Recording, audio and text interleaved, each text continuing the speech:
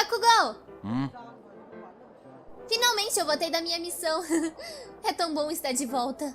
Sentiu minha falta? Abaixa essa bola aí. Ei, me espera!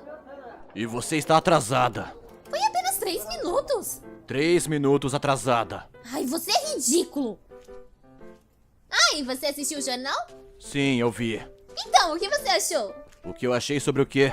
Ué, o touro de ferro. Ele pareceu durão pra você? Foi realmente difícil colocar ele no chão. Você achou aquele cara durão? Tá precisando mudar sua rotina de treino. Nossa, eu deveria saber que você ia falar algo assim. Você nem ficou um pouquinho preocupado? E por que eu iria ficar preocupado?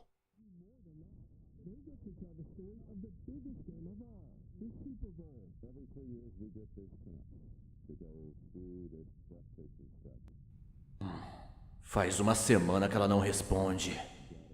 A heroína profissional 3 acompanhada da novata Uravity. Oh, é aquela garota que veio aqui em casa. Aumenta o volume! Reportando ao vivo de Rosso onde Uravity engajou em combate com o Touro de Ferro. Uravity trouxe o ex-herói enfurecido até uma área em construção após 13 ser ferida por uma investida letal.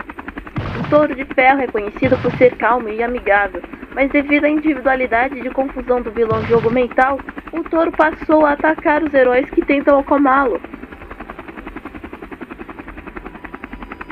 De acordo com nossas fontes, Uravity e 13 estão em combate com o Touro de Ferro há mais de meia hora.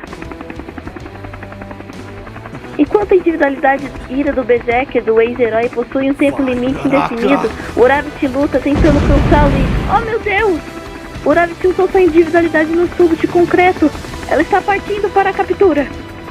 Ela conseguiu!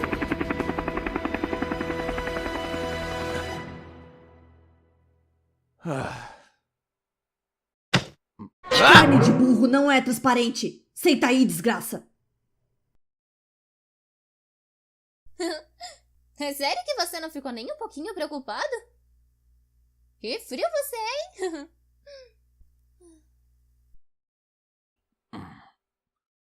O cara parecia durão, mas não quer dizer nada.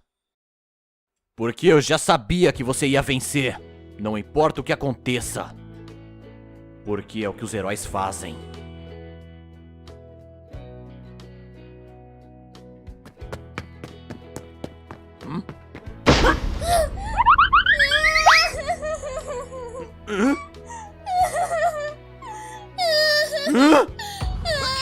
Que merda é essa, Uraraka? A gente tá em público, me coloca no chão! Eu senti tanto a sua falta. Tá, eu entendi, sua doida, me coloca no chão agora!